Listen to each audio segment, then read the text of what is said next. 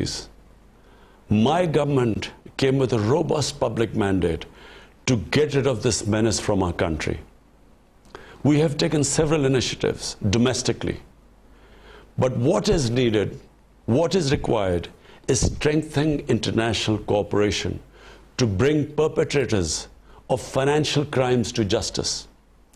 We welcome the interim report of the FACT-I panel. The figures of illicit flows mentioned in the report are staggering. $1 trillion is taken out each year by these white-collar criminals.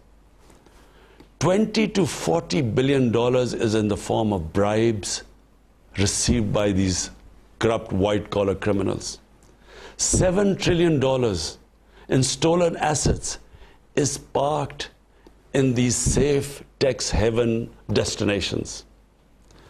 $500 to $600 billion is lost each year in tax avoidance by multinational companies. This bleeding of the poor and developing countries must stop. The international community must adopt decisive actions. And these are the ones I propose.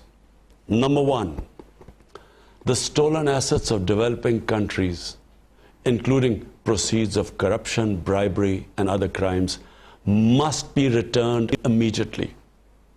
Two, the authorities in haven destinations must impose criminal and financial penalties on their financial institutions which receive and utilize such money and assets.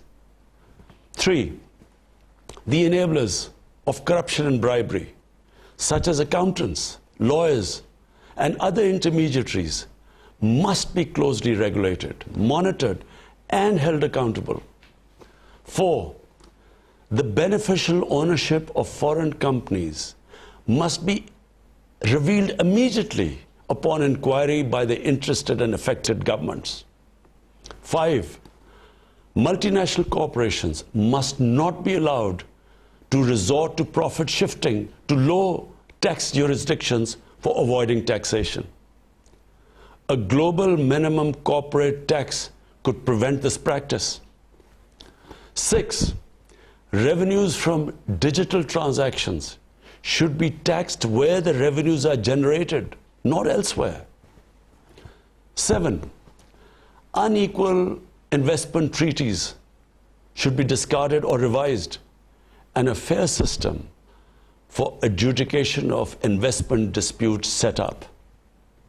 Eight, all official and non-official bodies set up to control and monitor illicit financial flows must include all the interested countries. Nine, the UN should set up a mechanism to coordinate and supervise the work of the various official and non-official bodies dealing with illicit financial flows to ensure coherence, consistency, and equity in their work.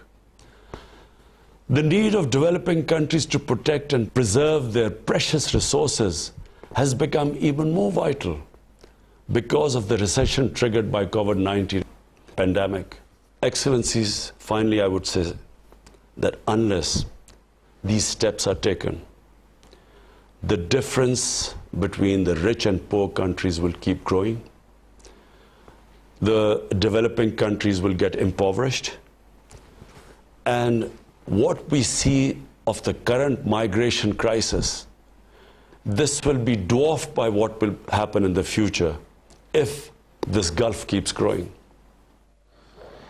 गैर कानूनी तौर पर जो रकम के इजलास के मौके पर वज़ीर आज़म इमरान खान खिताब कर रहे थे। उन्होंने कहा कि हमारी हुकूमत को करप्शन के ख़ात्मे का मैंडेट मिला है और हमारी हुकूमत को फाइनेंशियल क्राइम्स ख़त्म करने का मैंडेट मिला है।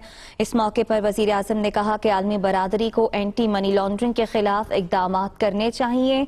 उन्होंने ये भी कहा कि हर साल तरक्की पजीर ममालिक से अरबों डॉलर गैर कानूनी तौर पर निकल जाते हैं।